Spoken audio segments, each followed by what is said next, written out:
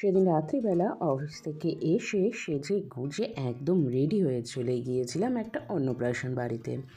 ছিল বান্ধবীর মেয়ের অন্নপ্রাশন। অ্যাকচুয়ালি বান্ধবী বলতে কি মেয়ের বান্ধবীর সূত্রে আমাদের মায়েদের পরিচয়। সেক্ষেত্রে মেয়েদের বন্ধুত্বের কী হবে ভবিষ্যতে যায় না, তবে আমাদের বন্ধুত্ব কিন্তু এখন কন্টিনিউ চললো। তো যেই পুচকেটাকে এক্ষুনি দেখলে ছিল তারই অন্নপ্রাশন। আর এত মিষ্টি যে ও সবসময় হাসি দিচ্ছে আর সবার কোলে যাচ্ছে। এটাও একটা চিন্তার বিষয়, দুশ্চিন্তার বিষয়। এই ছোটোবেলাতে আমার পুচনটাও এরকম ছিল, সবার কাছেই যেত। তো সেটা ছিল আমার কাছে একটা ভয়ের কারণ। তো ওখানে গিয়ে প্রথমে আমরা নানান রকম ছবি তোলা, মেয়েরা মেয়েদের মতন এখানে আনন্দ করছে। আর আমরা গিয়েছিলাম মকটেল কাউন্টারে, নিলাম আমপান্নাটা খেতে আমার ভীষণ ভালো লাগে। আর অন্নপ্রাশনের আয়োজনও বেশ সুন্দর ছিল, বেশ ভালো।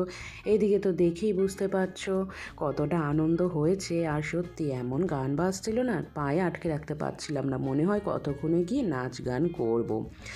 আর এইদিকে দেখো চলে এসেছিলাম পকোড়া স্টলে। তো কফি খাবো না ঠিক করেছিলাম, কারণ মকটেল তো খেয়েছি, তাই এখানটাকে আমরা দুজন মিলে 2 প্লেট পকোড়া নিয়ে নিলাম। আর এইদিকে যেই বান্ধবীর মেয়ের অন্নপ্রাশনে এসেছিলাম সে তো আজকে ভীষণই ব্যস্ত। খালি কিছুক্ষণ পর এসে বলছে তোমাদের আমি একদম সময় দিতে পারছি না, কিন্তু আজকে তো তার ব্যস্ততারই দিন, কারণ চারিদিকে আত্মীয় স্বজন আসছে, সে সেই দিকে ব্যস্ত। তো চলো একটু খাওয়া দাওয়া সেরে নিয়ে তারপর একটু নাচ গান দেখে। তারপরে এইদিকে দেখো এখনও চলছে ফটো তোলা।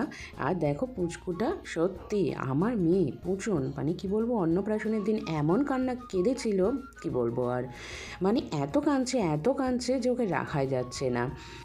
আর এই দিকে আমরাও অনেক ছবি তুলেছি, সেটা ভিডিও শেষে সব ছবি শেয়ার করতে না পারলেও কিছু ছবি তোমাদের সাথে শেয়ার করে দেবো। বেশ মজা করেছি।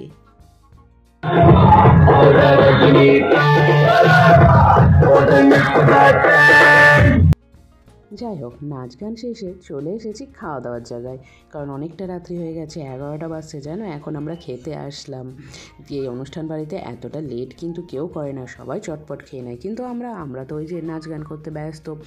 তো যাই হোক, মেয়েরা মেয়েদের মতন খেতে বসে গেছে। আর আমি আর প্রত্যেকবার এটা হয়, এর আগের বারও এরকম হয়েছিল, আননোন পার্সনদের সাথে খেতে বসা, সেটা কতটা অস্বস্তিকর হয়। যাই হোক, তোমরা অনেকেই সবাই জানো প্রায়, যাদেরই আননোন পার্সনের সাথে খেতে বসতে হয়।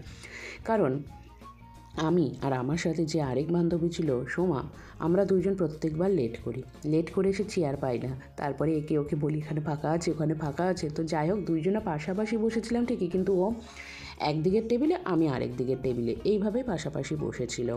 আর মেনুতে আজকে কি ছিল সেটা তো তোমরা প্রথমে দেখিয়ে নিয়েছো, আমি দেখিয়েই দিয়েছি। তবে খাওয়া দাওয়াগুলো যথেষ্ট ভালো ছিল, সুন্দর ছিল, বেশ ভালো লেগেছে খাওয়া দাওয়াটা।